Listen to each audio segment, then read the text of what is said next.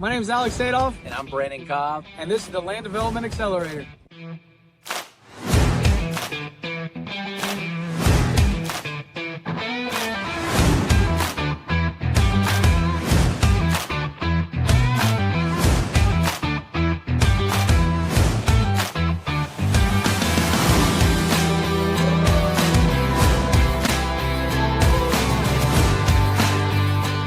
All right. Well, man, it's a pleasure having you on these calls. So, y'all, this is Spook, and Spook, if you don't have your makeup on, you want to leave your camera off, that's perfectly fine. But if you want to show your pretty face, Is the camera Spook not on? no, it's not on. Oh my Um, gosh, it's always something. What's the deal here? so we're gonna have Spook talk about his experience selling his land to us. So y'all put in the community that y'all wanted to see a certain um a lot of different parties that are involved in the land transaction, and somebody put on there that they wanted to have one of our past sellers on to kind of get things from their point of view and their perspective. So I thought it would be fun to get Spook on. Now, the reason I want Spook terms Kenner on Spook, I don't know how old he is, but he looks and feels younger than me. The dude is in probably the best shape I've ever seen somebody in their 50s or 60s. Again, I don't even know how old you are because you look like you're freaking 40 and you're more ripped than I am. So was gonna show you off for a little bit, but he's got a really, really cool background. You know, he owns like a lot of land, and so I thought it would be kind of cool to have him on the podcast or him on the this isn't a podcast episode. Maybe we should start making these podcast episodes. But have him on, and I've got like a list of questions, and you know, Alex was the first one that interacted with him, so I'm gonna let Alex take this over and interview Spook today about that interaction, and then you know, let you guys ask some questions because I know y'all have got some questions. While we're doing this, I'll try to get one of my wife to come back and get this. I don't know what the deal is. It looks like everything's working. I'm sure it's something simple. Sure. Go ahead. Did I hear you say one of your wives? No, well, the only wife of 40 plus years, thank goodness. Let's say I know Marty, and I don't think she's gonna put up with that. Yeah, my daughter's here too visiting, so I thought I might have to get her help, but we're not very techy. Oh, good stuff, man. Well, I'll let you and Alex take it from here. Yeah, man. Thank you. Well, thanks everybody, everyone that's on. I know some people are kind of late to think, but we'll get started. Spook. Well, thank you. I know it was kind of like last minute. I tried to reach out sooner, and you were like, "Yeah, I'll hop on the call." So really appreciate that. So you know, if you don't mind, everyone knows me. I don't want to do a lot of talking. Can you tell like everyone a little bit about you? Who are you? How did you get into land? And what are you doing now? And kind of, you know, what are your interests and how did you stumble upon this? Yeah.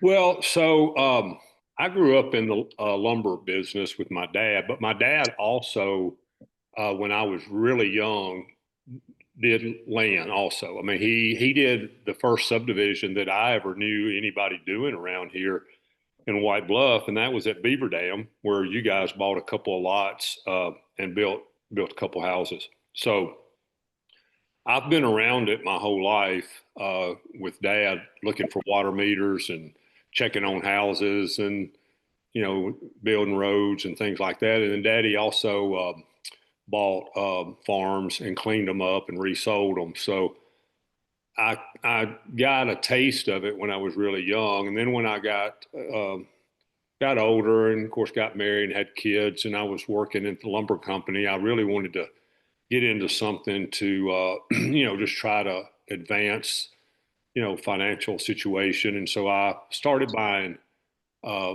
timber, and then land and timber, and then I bought that piece of property in White Bluff there at Greenfield Ridge, and the city sewer ran through the middle of the property.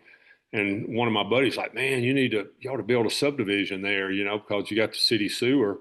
And I had no idea what I was doing, but I had a buddy who was an engineer. I had a buddy that laid pipe and built roads, and the city was pretty inexperienced. I think there was the mayor and 3 or 4 planning commission members, and none of us knew what we were doing, but we all, just flew in there and got it done. I had to do a lot of working on the city's existing sewer because they had a lot of issues. And, we just worked through it and I learned a lot. And that's kind of what got it all started. Right. I mean, you did a great job. I mean, taking on something that big, that taking on something that big, and especially when you did, that's a big thing. So, and and there's a beautiful neighborhood that you've built. And you're right. It was like, and it's one of the, I think it is the biggest one in White Bluff, is it not?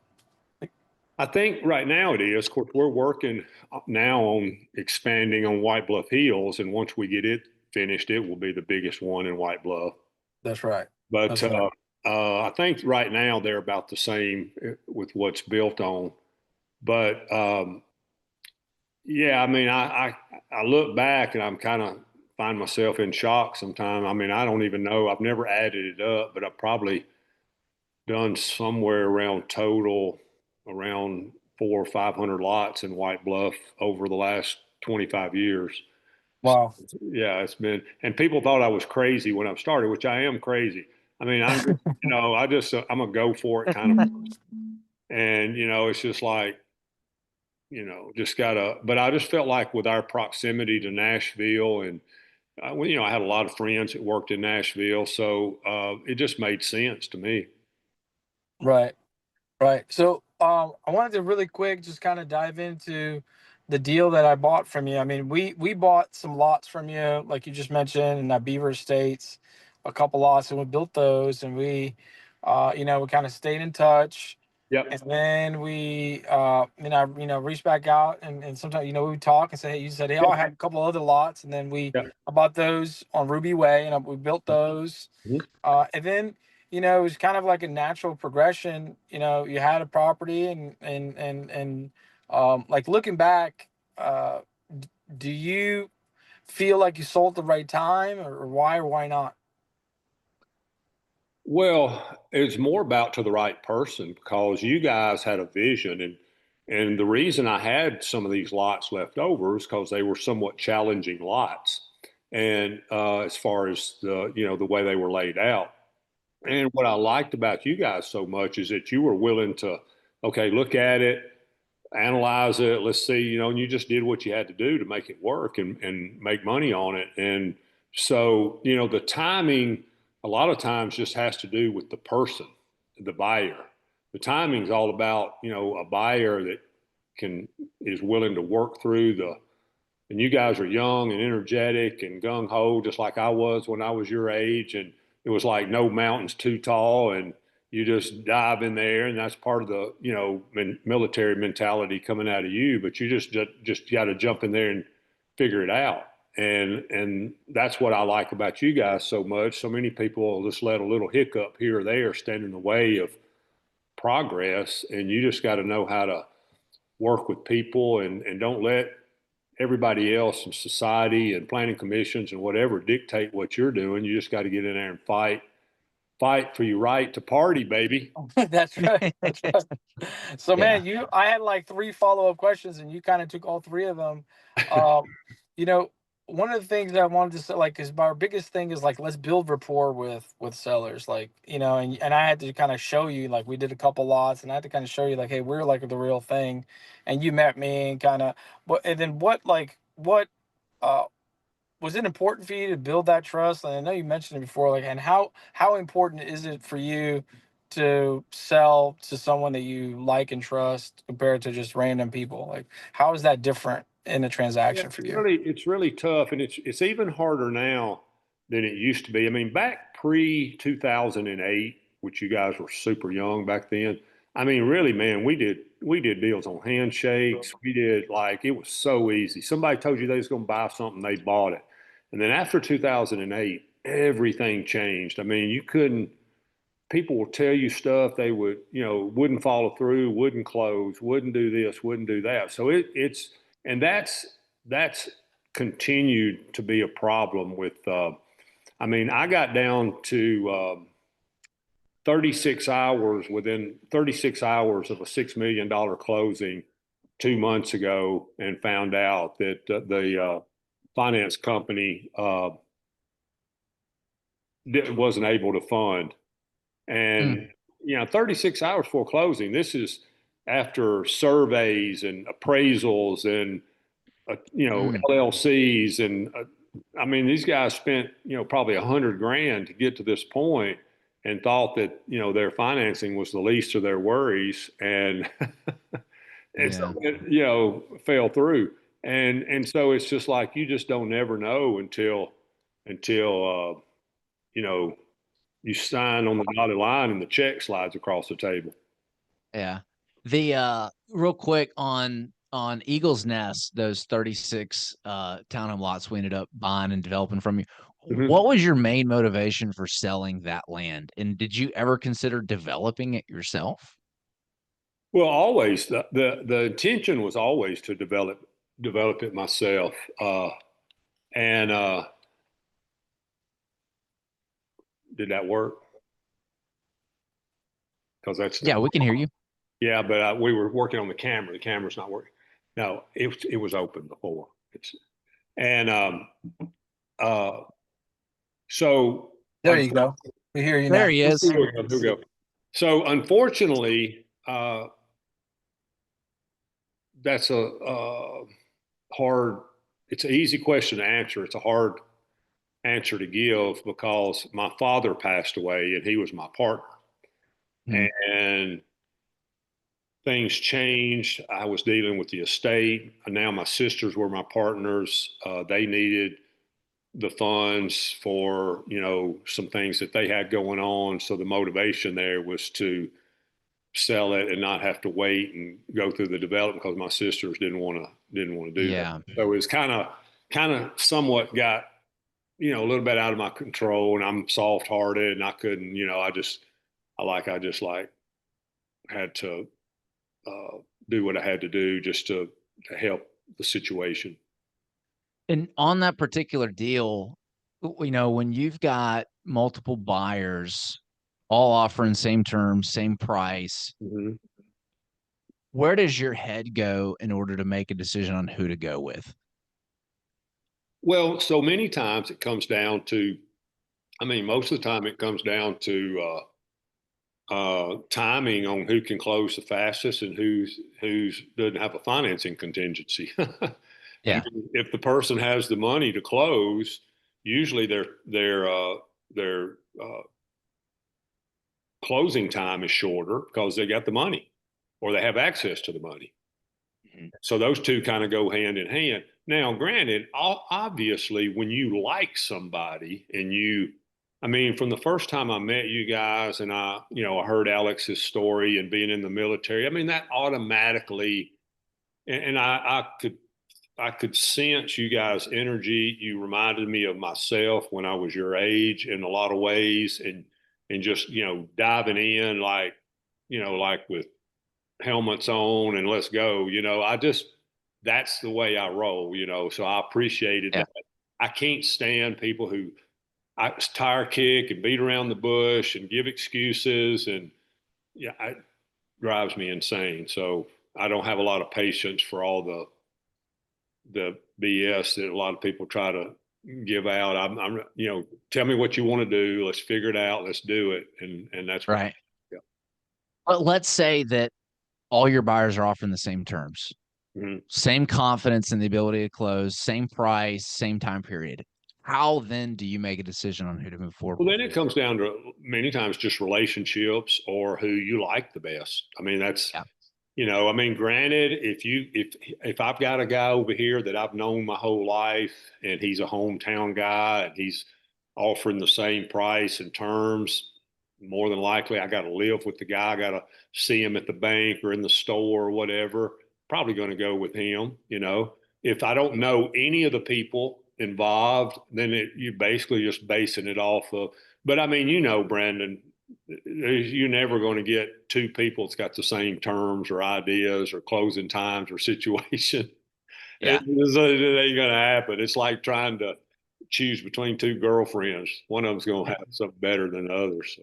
Well, what's interesting that we've found, and I've seen this with Alex a lot of times because he's so good at building relationships and he's such a likable guy, is that we've won deals where we were not the highest and best, Yeah. but he had such a good relationship, or I had such a good relationship with the seller that they wanted to go with us anyway, because it wasn't always about money. It was about, some kind of leaving some kind of legacy on the project, naming a road after a family member, or just giving somebody a warm and fuzzy that it wasn't going to be commercialized. And when I say commercialized, there's a reason why people like to do deals with people who are, locally the small guy rather than the big guy. Like, I don't like to go to Dunkin' Donuts. I like to go to the local donut shop down the street and support them.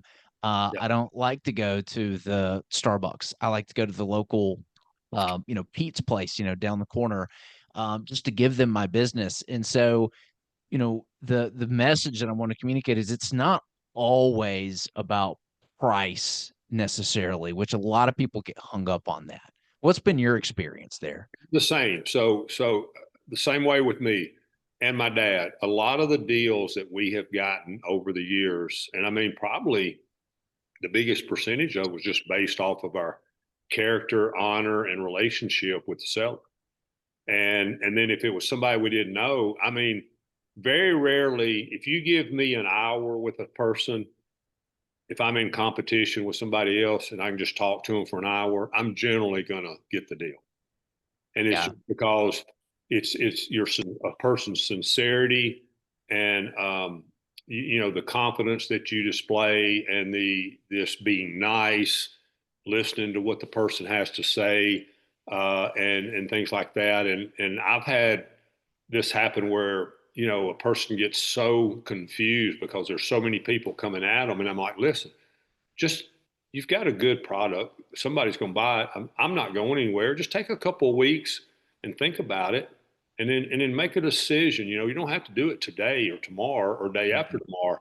And they really like that. They'll call me back in 2 weeks. It's like, man, you really helped me. I'm gonna go with you on this deal because you didn't put a lot of pressure on me. You told me to take some time and figure it out.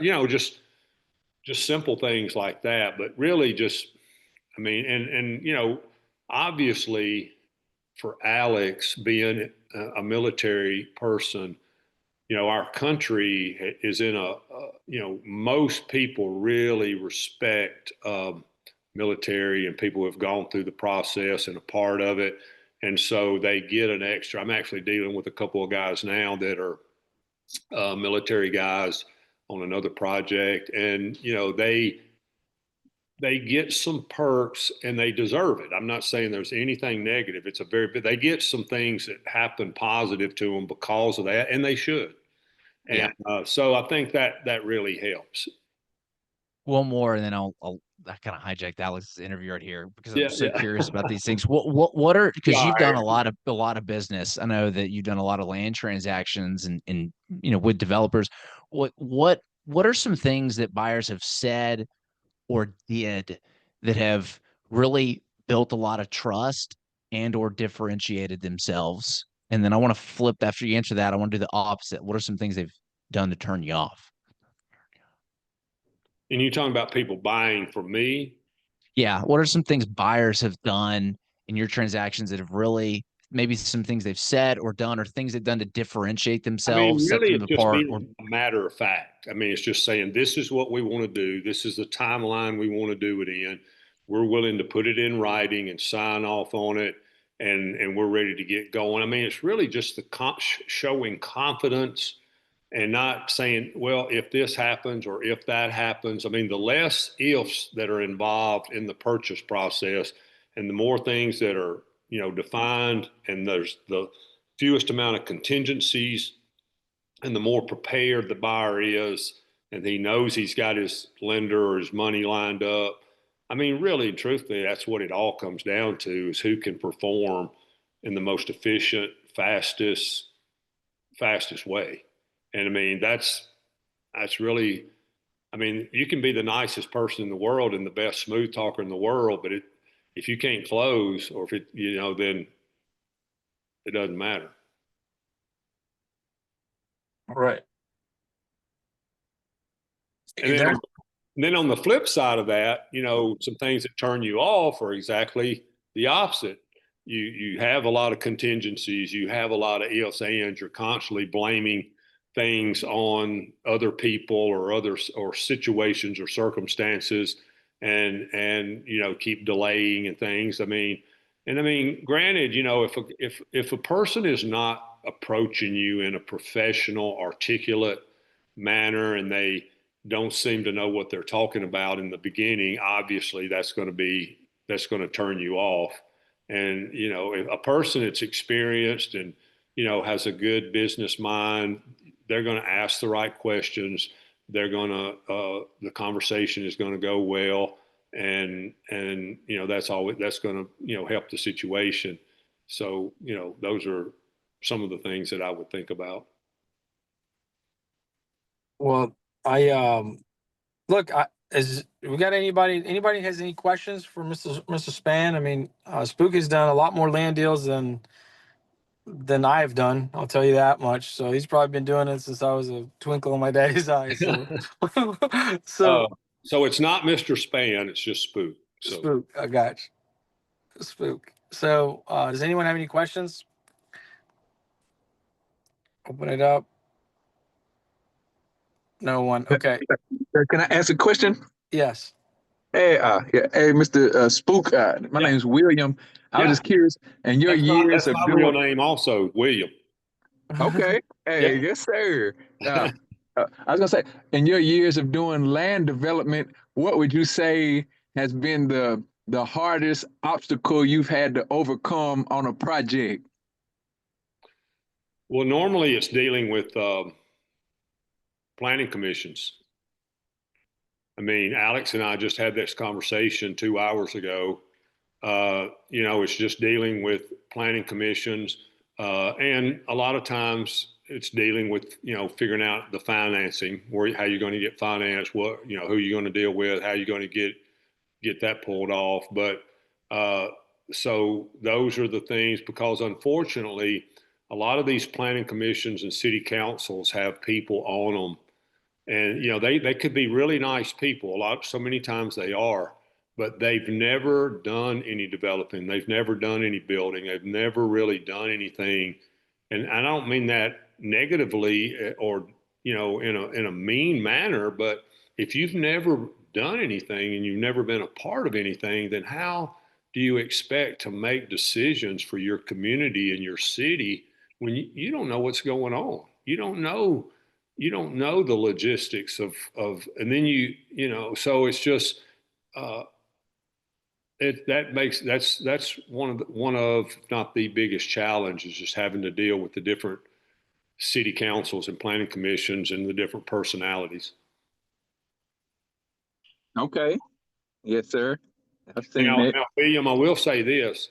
Having a really good engineer who has somebody that can go before the planning commissions on your behalf and who's very knowledgeable and articulate and smooth in dealing with these kind of situations can be extremely helpful, because it's not always in our wheelhouse to go in there and explain all these things. And they can generally, if they've got experience, can give examples of like, yeah, this is the way the rule's written and this is the reason why, but it doesn't mean that it has to be this way every time. There's got to be exceptions, because every piece of property is just like every person. It's all different. And you can't set up a straight line set of rules for every property, because they're all different. And you've got to be able to allow some variances here and there to allow, what's desired, assuming that it's something everybody wants to happen. And that's part of the problem. These people get tunnel vision and they think that okay, well, this is what it says here on this piece of paper. This is the way it's got to be. And having a good engineer who can help you maneuver through that can be very helpful. Yes, sir. And that's a good question. Yeah, that was a great question. Spook, if let's just, there's people here that are, Will's doing deals, Greg, a lot of our guys here are doing deals. Mm-hmm. So what do you have right now? What are you working on? What are you excited about? Um, what's So we're going on in Spook so life? yeah. So I started a subdivision years ago, and called White Bluff Hills. It's a really big piece of property. I think I started out with like 400 acres. I developed the first two or three phases. I think currently we've got about 120, 125 houses in there. And I've got about, approximately 200, 220 lots left to develop. So we think it's good timing. We think interest rates are about to come down. And I think now is a good time. And of course, being this close to Nashville, we all know how hot the Nashville, Middle Tennessee area is. Uh, I wouldn't be afraid to try it most any time, but I think now is a great time to work on that. I'd be curious to know, you mentioned like the rules changed a lot since '08. Mm-hmm. Hugs and handshakes don't work anymore. If you were selling another one of your properties today, what would you do differently? And, what would make you want to choose to work with a buyer, knowing that, if it's not already approved, right? Like they're needing to go under contract contingent on getting like the approval for the community, probably similar to a deal that you did. What would want to make you work with that buyer? Probably just showing me their ability to get it done. Do they have the knowledge and experience? And if they don't, then, because we don't always all have all the answers, but then you've got to surround, it's like I talked about having a good engineer. You got to surround yourself with good people to help get you through the process. So do you have a team, an engineer, attorney, or whatever that can help you get through the process as quickly as possible? This is important. Yeah, that engineer is worth their weight in gold. Like Oh, that's a huge part. Like a lot of people don't think they realize they look at land development as something really, really scary with so many moving parts. Probably like how I look at a car engine when the hood comes up. I'm yeah, just like, yeah, I have no, I mean, it looks like I'm like, there's the flux capacitor, there's where that goes. I have no clue what I'm looking at. My dad, dude, he's yeah. rebuilt freaking engines and he does it for fun. I'm like, you're nuts. Um, so like what would you do differently, today?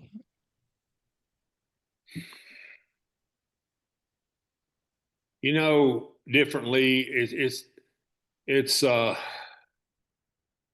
all so difficult to say because kind of, I mean, on a bad note, what happened to me was and hopefully all you guys are too young to have been a part of this, but the biggest tragedy that ever happened in my business career was the crash in 2008. And it's really hard for people to comprehend how bad it really was. I mean, if you hear about the depression back in what was it, the 30s or whatever. Yeah. I mean, it really was. I mean, I know a lot of really, really wealthy people, land, real estate developers, builders, that basically went under during that time because everything just stopped. I mean, you could, you might expect things to go like this and maybe like this and like, I mean, it went like this. I mean, everything stopped. Everything. There was nobody doing anything. I mean, I was probably doing more than anybody just on the hope and chance and thought that it was going to recover like really quick, but it took it a long time. Now it was faster here in Middleton, in Nashville, than most places because it was Nashville, but it was still, and so preparing for that. How do you prepare for that? How do and it was so. It really, some people try to say, well, this happened. You should have known this, should have known that. Well, I know a lot of really smart people with a lot of really smart people around them that lost everything. I mean, I know three guys that were billionaires and developing and building and owned hunting farms all over the United States, and they just they lost. They had three jets and all kinds of stuff, and they lost almost everything. Now they've been able to build it back up, but when you talk about mistakes, I mean, really, mean, normally you should be able to buy property if you can get access to the money. Really, developing and real estate all comes down to your ability to get access to funds. If you can get access to funds, then you should be able to, do fairly well in the, development, building, real estate world. And because it's always going to go up in value. And so hindsight's 2020. What are you looking for now that would be the telltale signs that, okay, I need to scale down or sell or get out because we have another, '08 potential event happening? Like what are the signs of that everybody here can look? Oh man, you're asking me to tread in some dangerous shark infested waters here, Brandon. You I know, know you're built for it. you know, well, I don't want to piss off a bunch of people I don't even know, but I mean, it is what it is, man. It's just a lot of it comes down to who's running the administration in the country, and they can single-handedly destroy the economy, and I've seen it happen, 2 or 3 times in my lifetime. And if I name off the people it happened under, you're going to see a consistency there that you may not like, but it really is. I mean, it's just the mindset starts at the top and it trickles down to the bottom, and you got to have somebody who has some good uh, experience, or have good people around them that know what kind of things affect our economy. And I'm very conservative when it comes to my beliefs and thoughts and how things should be run. And it's a big problem in our country because politicians don't know anything about how to run an economy, and it takes a business person to know and understand how the economy worldwide works, because what we do here in the United States affects people worldwide.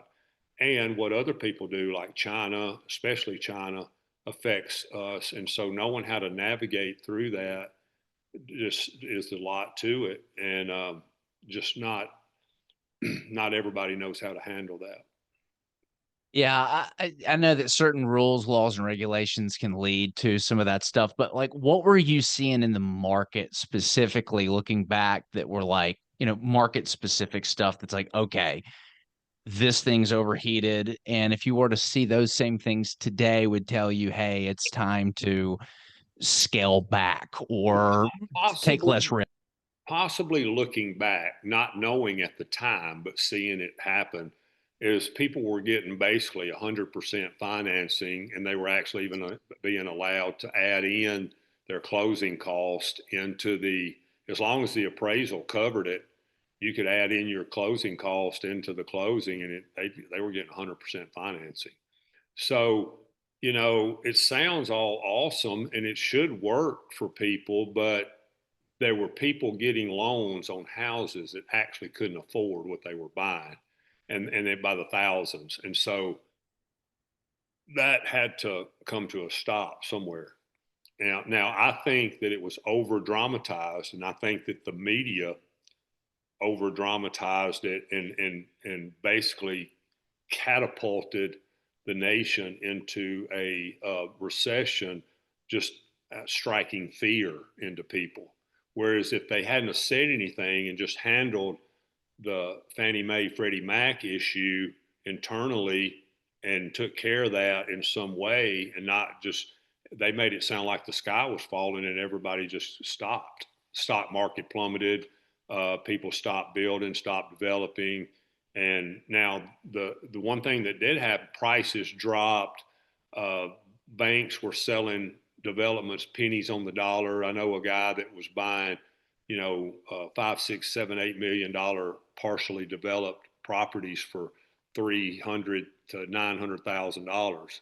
And and so when it came back, and he told me, he said, I'm buying up everything on the Panhandle, down on the beach in Destin and Panama City and Orange Beach and all that. And he said, when it comes back, I'm going to be the only game in town. He said, I'm going to be a multi-billionaire within 15 years, and he is, he did it. Yeah, everything 30x from there. Yeah.